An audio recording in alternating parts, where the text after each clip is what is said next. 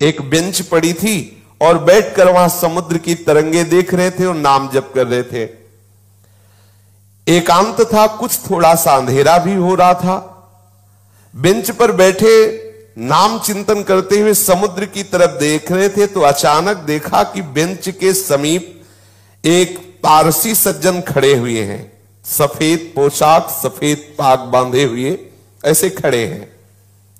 बहुत देर तक भाई जी उनकी तरफ देखते, फिर नाम जप करते, फिर देखते और वो खड़े ही रहे। भाई जी ने सभ्यतावश कहा, साहब बैठ जाइए। अब वो बोले डरिएगा नहीं। भाई जी ने कहा, मैं क्यों डरूंगा? बोले नहीं, मैं कोई आदमी नहीं हूं, मैं प्रेत हूं। एक बार भाई जी को पसीना आ गया, जैसे कोई एकदम बोलेला कि तो एकदम। उसने पहले कहा कि आप डरिएगा नहीं, मैं प्रेत हूं। सुनते ही भाई जी के पसीना आ गया। मतलब एकदम अचानक किसी को भी ऐसा हो जाएगा। उन्होंने कहा, डरिएगा नहीं, मैं उन प्रेतों में नहीं हूं जो किसी का अनिष्ट कर सकूं। मेरी हिम्मत नहीं थी कि मैं आपसे बात कर सकता यदि आप ना बोलते। ध्यान दीजिए, एक प्रेत योनि भी है 84 लाख योनियों में, जिनका शास्त्र विरुद्ध आचरण बनता है, धर्म विरुद्ध आचरण बनता है, जो अधोगति को प्राप्त होते हैं। जैसे धुंधकारी के विषय में आया है कि वो प्रेत योनि को प्राप्त हुए थे, भागवत में चल। बहुत से ऐसी गलतियां हैं जो हो जाने के कारण फिर हमें प्रेत योनि मिलती है। बड़ी भयानक कष्टप्रद स्थिति होती है। उसमें बड़े अच्छे भी प्रेत होते हैं, बहुत बुरे भी, बहुत ही भयंकर कोटि के भी होते हैं। और ये स्वयं सृष्टि में कुछ खा पी नहीं सकते। नदियां बह रही लेकिन प्यासे तड़पेंगे, एक बूंद पानी नहीं पी सकते। ये जब पिएंगे जब कभी तुम्हारे ऊपर सवार हो जाएंगे, तभी आहार विहार कर सकते, अन्यथा नहीं। ऐसे तड़पते रहते, चिल्लाते रहते हैं। जब कोई अपवित्र और कर्महीन पुरुष फंस जाता है तब ये उनके ऊपर सवार हो जाते हैं, उनका खून पीते, उनके द्वारा जो जल भोजन आदि पाया जाता है उसको वो ग्रहण करते हैं। जो भगवान नाम जप करता है उसको स्पर्श भी नहीं कर सकते, बात भी उससे नहीं कर सकते। विश्वास करना, जो भगवान नाम जप करते रहते हैं, ये प्रेत योनि की ताकत नहीं कि उसका स्पर्श कर सके। अपना कल्याण करने के लिए बड़े संतों के जीवन में आते हैं, देखा गया। पूज्यपाद सिउड़िया बाबा जी के भी जीवन में पाया गया कि एक बार वो वृक्ष के नीचे बैठे हुए थे तो देखा एक प्रेत वृक्ष को हिला रहा है। बाबा की दृष्टि गई, उन्होंने सब साधकों से कहा, सावधान, यहां प्रेत आ चुका है। अब तो सब घबरा गए बात सुनते ही। बाबा ने कहा, पर चिंता मत करो, वो सामने नहीं आएगा, किसी को छुएगा नहीं। पर वो बड़ा उपद्रव करने लगा, कभी कुटिया में जाकर के पर्दा हिलाना, ऐसे कई तरह के। बाबा ने कहा, चलो फिर यहां से आसन हटा देते हैं, ये करेगा तो कुछ नहीं पर उपद्रव करता रहेगा। और तो ऐसा कई संतों के जीवन में ऐसी घटनाएं आती हैं, पर वो आपको डिस्टर्ब करने की चेष्टा करेंगे, आपको छू नहीं सकते। तो भाई जी से कहा कि मेरी हिम्मत नहीं थी कि मैं आपसे बोल सकूं, आप बोले तब मेरी हिम्मत हुई, मैं आपसे बात किया। मैं आपसे सहायता मांगने आया हूं, मेरा उद्धार कर दो।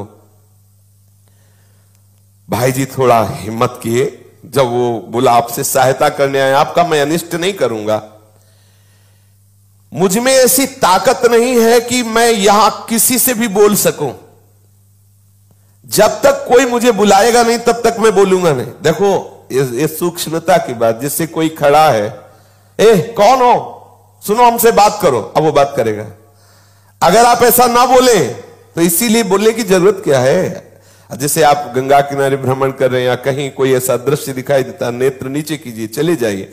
आपको अगर शंका है कोई खड़ा है क्या, क्यों शंका करो, चलो चुपचाप आगे बोलो।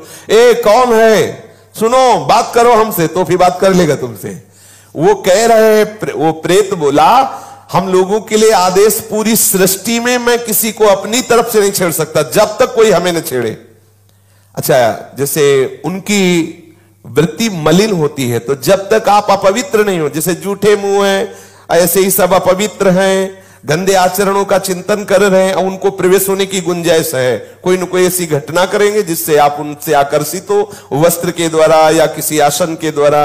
मान लो उनका ऐसा अपवित्र आसन है, अपवित्र वस्त्र है, जिससे किसी भी तरह उनका संयोग होने का है चांस, वो आप में प्रवेश कर जाएंगे। यदि आप नाम जापक हैं, पवित्र रहते हैं, तो कहीं भी भ्रमण करके देखा है, गंगा जी की परिक्रमा जब की तो कहीं भी कोई भी ऐसी घातक क्रिया नहीं। और जबकि जगह जगह स्मशान मिलते हैं, दोपहर में भी रात्रि में भी रुके, कभी ऐसा नहीं, कभी भगवान नाम जापक ऐसा डरे ना, पर अपनी तरफ से किसी से बोलने के लिए नहीं। कोई वस्तु पड़ी हो, कोई पद, ये सब नहीं छूना चाहिए। तुम्हें लगता है कि ये वस्त्र है, ये अटैची है, ये किसी की पर्स है, पता नहीं किस लक्षणों से युक्त है, तुम्हारी हानि कर दे, सहसा कोई पड़ी हुई वस्तु न छुए, किसी से बोले ना, अपनी तरफ से किसी से वार्ता न करे। ये अगर ऐसे सावधान रहे तो है, प्रकृति में है 84 लाख योनियों में एक योनि, पर कभी ऐसे सहसा किसी को वो आक्रमण करके नष्ट नहीं करते, कोई घबराए नहीं, ऐसा तुमसे बढ़कर वो नहीं है, सबसे बड़े प्रेत तुम हो। यदि आप अपने में रहो तो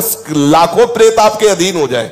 आप समझो, जहां यमपुरी की चर्चा आती है तो उन्हें प्रेतराज कहते हैं, यमराज जी को, और समस्त जीवों को प्रेत कहते हैं। भूत सर्वभूत हिते रता, सब भूत ही तो है। देखो ये 5 महाभूत है, नहीं? ये भूत थोड़ी, ये महाभूत है, इनमें फंस गए, अब इनसे मुक्त हो जाओ। ये भूत है, परेशान करते रहेंगे। 5 तो लगे ही है, चूक गए तो और ऊपर इनमें छठा भी चढ़ जाएगा, और वो परेशान करता रहता है।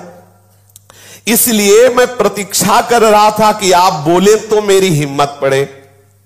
भाई जी महाराज प्रेत से बोले, तुम क्या चाहते हो?